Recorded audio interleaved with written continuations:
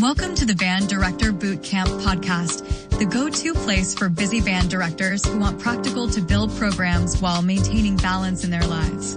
This podcast is brought to you by the Empowered Music Educator Academy, where we help directors like you find efficiency, sustainability, and impact in your teaching and leadership. And speaking of impact, our platinum sponsor, Kennelly Keys Music, has been serving musicians with a commitment to quality, reliability, and exceptional service. Whether you need top-tier instruments, expert repairs, or trusted advice, they've got you covered. Now, let's dive in and set the tempo for success.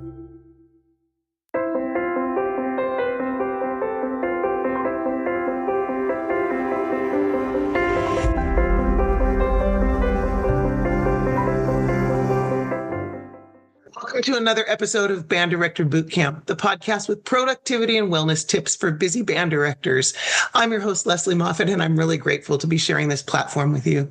We know you don't have long hours to sit and watch lengthy webinars, so we create 20-minute tidbits with takeaways you can use to help support you in this amazing career so you can amplify your impact and not your workload.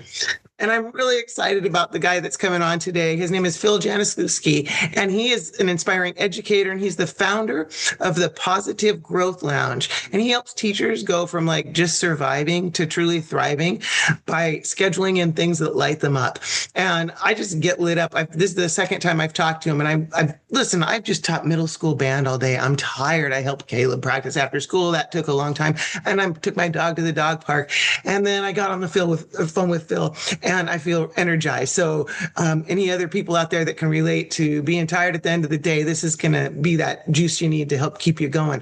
So Phil, thanks for being here with us today. Oh, Lesley, thank you so much. It is an honor to be here. Shout out to all the band directors. There's something wrong with you all. You are the hardest working, longest hour educators in all of the buildings. So thank you for all you do and planting those seeds of inspiration and creativity. Just quick shout out to you guys. Phil's the band dad too. His daughter's practicing her euphonium tonight. So if we hear any beautiful music in the background, how's that? So yeah, band parents, let me tell you, there's nothing like them. We can do episodes about band moms, man, they can get anything done. So that's a whole nother story. But Phil's going to talk to us today. He does a lot of public speaking and the like. And some of the things that he speaks about are things we're going to bring to you guys today. Things that, as he and I were talking, I'm going, yeah, those are things that I wish I had heard. I asked him where he was 20 years ago when I was struggling so much, because he has a lot of those things that I could have used at that time. So we're happy to bring these to you tonight. And we're going to dig right in, Phil. I want you to talk to us. Tell us a little bit about you and the like, and digging into our errs. And that was a phrase I didn't know until he taught me about it tonight. And I'm like, oh, wow, yeah. So talk to us. Thank you, Lesley. Yeah. Hey, guys, I'm just coming fresh out of the class. I'm a 20-year veteran teacher that taught chem and physics. But I tell you what, Lesley, there was something weird about me. I always had a lot of high energy. And even when the punches were coming, I tended to be pretty darn resilient. And I didn't know what it was about me. Was there just something wrong? Was I toxically positive? What was going on that allowed me to thrive and enjoy my job without really ever burning out? When I saw some of my best friends that were beautiful and creative and inspiring, like schlepping into work, just exhausted. And I luckily got into positive psychology about 7 years ago, diving into what allows people to flourish even in tough times. And what I discovered, I didn't even realize, is that I was accidentally living my life in a way that a lot of people who flourish do. So one of those is what I like to call your errs, something I learned about recently. For example, Lesley, you're a teacher. For me, I'm a father, I'm a speaker, I'm an educator, I'm a music listener, I'm a weightlifter, I'm a baker, I'm a cooker, I'm a lover, a dancer, I'm a lot of things. The reason this is important is that we have a lot of errs in our lives. Now, some of these errs really build us up and fill us up when we're in those roles. Some of those errs aren't that exciting. Like, Lesley, you're a bill payer. Maybe not the most exciting thing. Though some people who are really into gratitude would be like, well, I'm lucky that I can pay my bills. Maybe that's a great way to look at it, right? I'm like, I'd prefer not to ever pay my bills, but that's okay. So moving forward, though, once we start digging into these errs, the one that tends to take over in the world of education is giver. And a lot of people get into this field because they have the most beautiful intention. They want to inspire young adults. They want to plant seeds that carries them into a future, to an even more beautiful future. But the thing that can accidentally happen, givers, is that we let that take over and we forget about the other errs that fill us up. And all of a sudden we find ourselves with the scale tipping where we're giving, but we're never fueling back up. And I think this is something we all know and obvious. We can't pour from an empty pitcher, whatever metaphor you want to use. But the truth is that happiness is like a leaky tire. If you fill up that tire, it feels great, but eventually it will deflate. That's how our brains work. That's how our bodies work. So we have to consistently work towards flourishing. So a way to do that is to dig into your errs. Start thinking about the things that you love, that make you you. And then most importantly, how are you going to build that in to every single day of your life? Now, we are busy. I fully understand. May 30th, Lesley, I stepped away from the classroom because I was so worried about teachers quitting. So I like to say I quit teaching so that other teachers won't have to quit. And I know that sounds hypocritical, but I'm so worried about so many educators leaving the field because they're just exhausted. And when we get exhausted, we get jaded and cynical. So I want to remind everyone that if we show up to our life and build in intentional scheduling, it can make a huge difference. So instead of just giving, and don't get me wrong, we enjoy our jobs. There's beautiful things about it, but there's also important things that we love that might not be completely related to our job. How are we building that in? So maybe, Lesley, if you're a reader, are you getting in a few minutes every day of reading? Maybe someone out there listening now is a walker or an exerciser. Are you building that in, even if it's 5 minutes around the school campus when, you might be shoving a sandwich in your mouth and trying to find time to go to the bathroom? A lot of times we forget that if we don't schedule our lives, which, Lesley, let's be honest, I'm a very structured person, and a lot of people would find that very unsexy of a life, right? Like, oh, Phil knows at 2 p.m. on Tuesday what he's probably doing. Like, how unexciting. But I argue that because I have structure, even when things get in the way, even when things cancel part of my schedule, the other part that didn't get canceled or screwed up, I started hitting on all these little things that fill me up. Now, all of a sudden, even though part of my schedule got wiped away, maybe you had time that you were going to take that nice 15-minute walk with a coworker you truly adore, and then all of a sudden you got a message from the main office that says, a parent called, I need to meet with you. All of a sudden that walk was taken from you. But if we build out a day that is scheduled with a lot of little wins everywhere, even when every day isn't perfect, we still end up hitting on a lot of our errs. So what I love to do when I speak to teachers is I show them what my daily schedule looked like for the last 10 years of me in the classroom. And I tell them, I don't care what you do during your day, what time you wake up.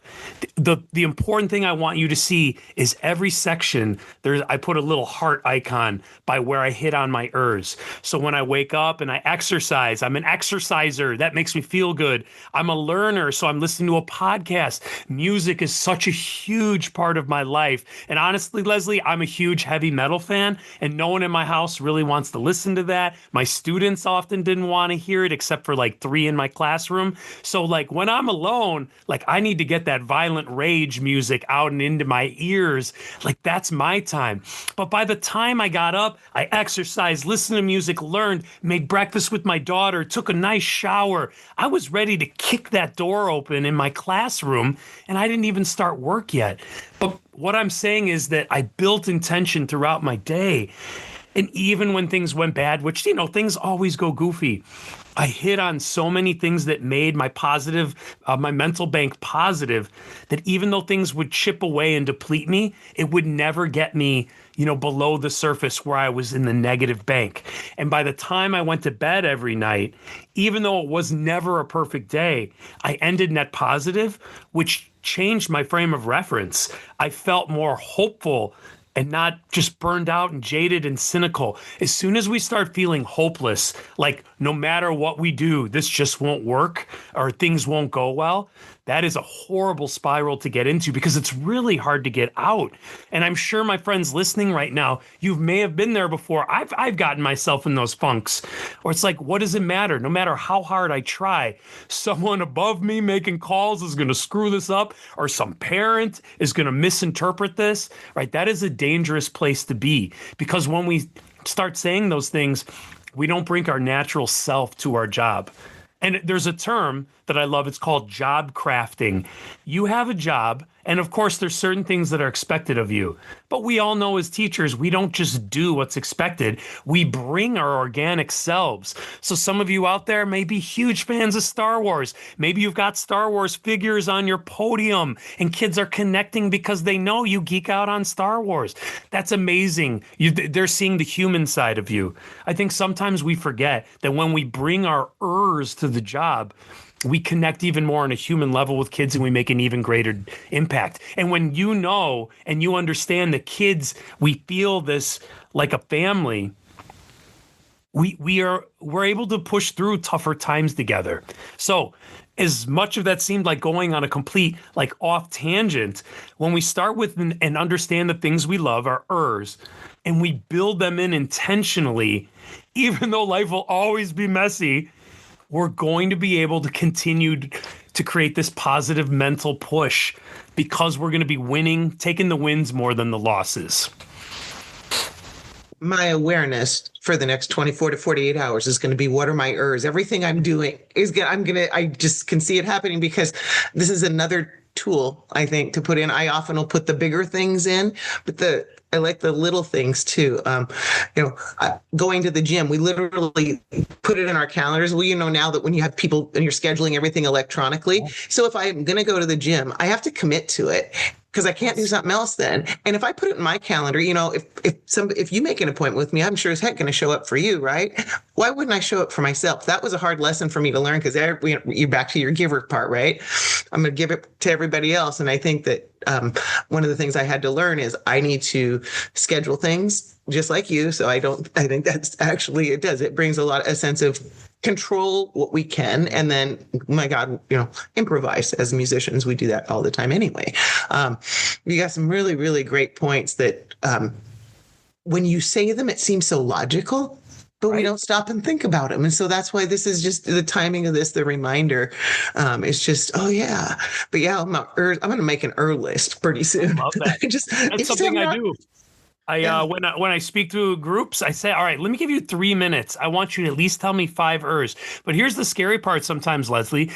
Sometimes people have a really hard time telling me 5 errs. And there's nothing wrong with them. It's just that they give so much to others, they totally forgot what they even love to do. Because they're so focused on, and I get it. Like, I have parents that I help in a part-time caretaker for. I have kids. I have a wife. I have a couple different jobs. Like, I understand there's plenty to give to the world. But as you said, Lesley, if you don't schedule your life, someone or something else will. I mean, that's just how life works. So why not schedule yourself in? And those little wins and habit stacking, like exercise and learning at the same time. Or me being a father, but I also like to be a creator, and I cook at night. I love to bake and cook dinner, like being a creator, feeding my family, being around my kids while they're doing homework. It's like I'm like filling my cup up with 3 different errs all at the same time,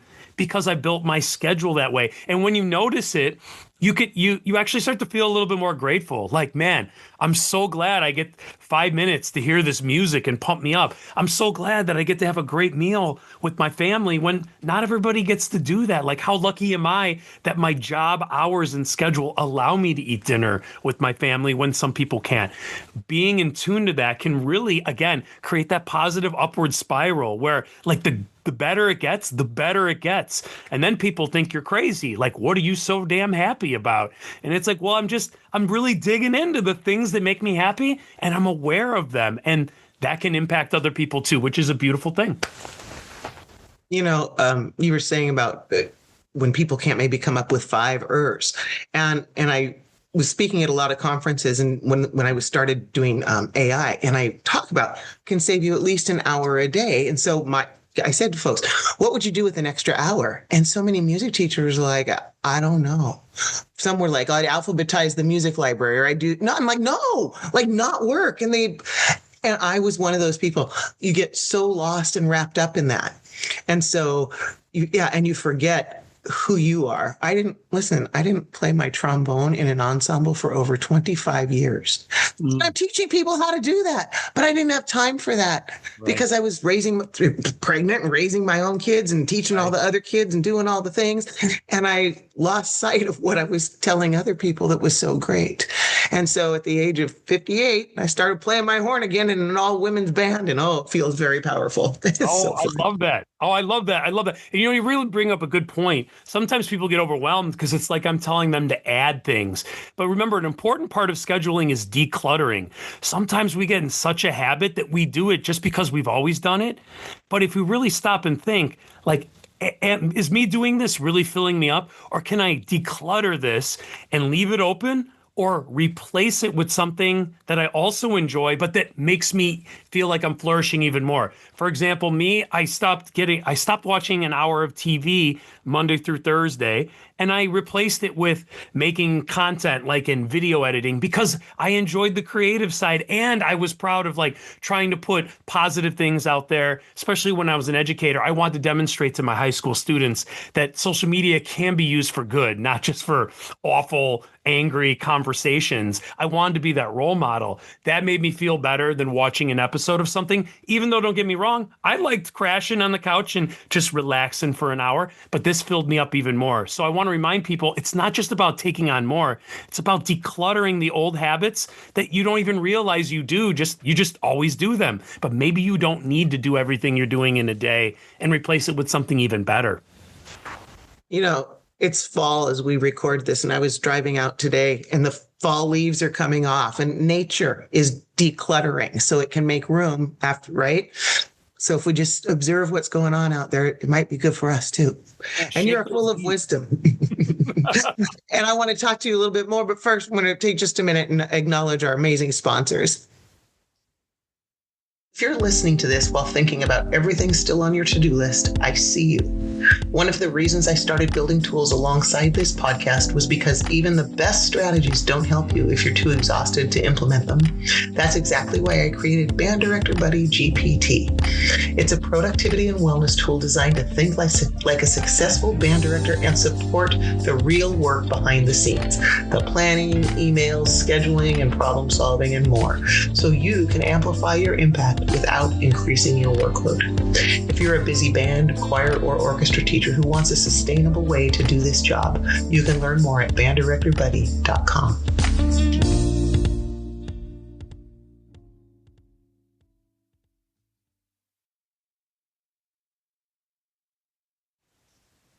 All right, I'm back here with Phil J, and we have been just talking about like all kinds of cool things, but we're going to talk right now about what you and I were saying about giving gifts to others. Because teachers, you tell us where you're going with this, and you got the it, teachers. Absolutely. The goal here is that once we get above surviving, right, that we get our head above water and we start to thrive. There's one other step that people who flourish really do well, and it helps others and themselves. And that's to give some way. And I think sometimes people think of giving like it costs money or you have to purchase something and give a gift.